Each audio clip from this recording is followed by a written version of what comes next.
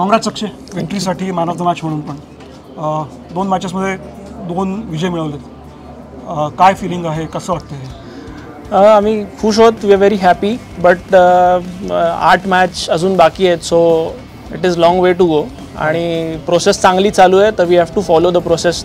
Result येत राहणार. जर प्रोसेस बरोबर असेल तर रिझल्ट येत राहणार. आज बॉलिंग तुझी खूप छान झाली. 3 ओव्हरमध्ये फक्त 13 रन्स दिले तू आणि 2 विकेट्स आणि 2 महत्त्वाच्या विकेट्स. काही वेगळे टॅक्टिक्स होते याच्यामध्ये? काही वेगळे टॅक्टिक्स ॲज सच काही नाही. बट जसं पवनची विकेट होती तर मला माहीत होतं की तो नवीन बॉलरला सेटल होऊ देणार नाही.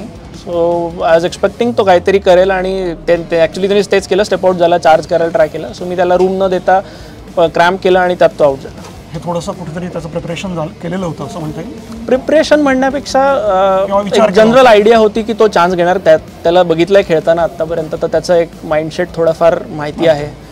तो चान्स घेईल असं एक्सपेक्टेड होतं मला. ओके.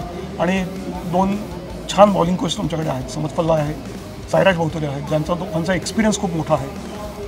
त्यांच्याकडनं काही विशेष टिप्स मिळतात, काही सल्ले, काही त्यांचा उपयोग कसा होतो? समज सरांबरोबर तर मी खूप आधीपासून खेळतोय. म्हणजे जेव्हा ते खेळायचे तेव्हाही आम्ही एकत्र खेळलेलो आहे आणि त्यांना माझी बॉलिंग खूप आधीपासून माहिती आहे. सो त्यांनी पण मला हेच सांगितलं आहे की बॅक युअर स्किल्स आणि ट्रस्ट युअर स्किल्स. आणि साई सरांनी सेम गोष्ट सांगितली आहे. सो ते दोघं आहेत, त्यांचा खूप मोठा सपोर्ट आहे आणि आय एम व्हेरी हॅपी की ते दोघं आहेत बरोबर. ग्रेट.